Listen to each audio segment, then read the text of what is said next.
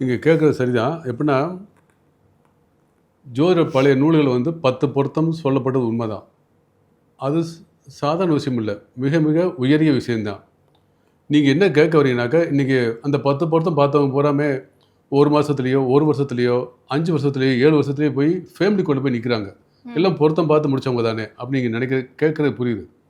ஆனால் பழைய நூல்களில் சொல்லப்படுதுன்னா, இந்த 10 பொருத்தத்தோடு ஜாதக ஜாதக கிரக பொருத்தத்தையும் பார்த்து சொல்லுங்கன்னு தான் சொல்கிறாங்க.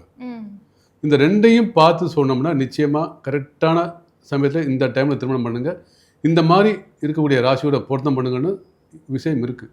இதை சரியாக சொல்லிட்டோம்னாக்க நல்ல பொருத்தம் அமையும். வெறும் 10 பொருத்தத்தை மட்டும் வச்சு சொன்னீங்கன்னா அது கொஞ்சம் தவறாக போகிறதுக்கு வாய்ப்பு இருக்குது. அப்படின்னா 10 பொருத்தம் சொன்ன அவங்க 10 பொருத்தம் மட்டும் சொல்லலை, 10 பொருத்தத்தோடு கிரக பொருத்தத்தையும் வச்சு சொல்லுங்கள். அன்றைக்குள்ளே திருமணம் நடக்கக்கூடிய கோச்சார கிரகம்னு ஒன்று இருக்குது, அதையும் மனசில் வச்சுட்டு சொல்லுங்கள். சொன்னால் நிச்சயமாக அவங்களுக்கு சரியான பொருத்தத்தை தேர்ந்தெடுத்து கொடுக்க முடியும் என்பது உண்மை. 10 பொருத்தம் மட்டும் வைத்து சொல்வது கொஞ்சம்.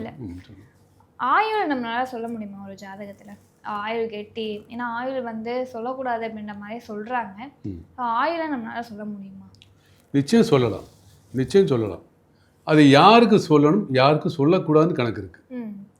இப்போ வந்து ஒரு 85 வயசு 90 வயசு நடக்க முடியாமல் கஷ்டப்படுறாங்க, பெட்டில் இருக்கிறாங்க.